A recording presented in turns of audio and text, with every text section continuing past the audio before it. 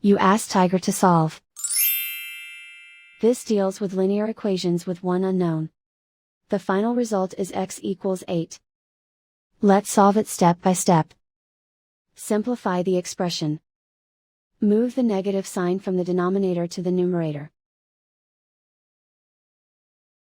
Expand the parentheses. Break up the fraction. Find the greatest common factor of the numerator and denominator. Factor out and cancel the greatest common factor. Swap sides.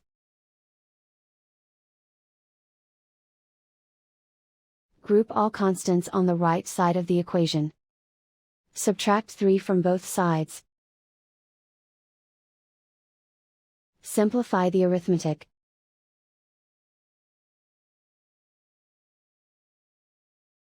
Isolate the x. Multiply both sides by inverse fraction 4 over -5. Move the negative sign from the denominator to the numerator. Group like terms. Multiply the coefficients. Simplify the arithmetic.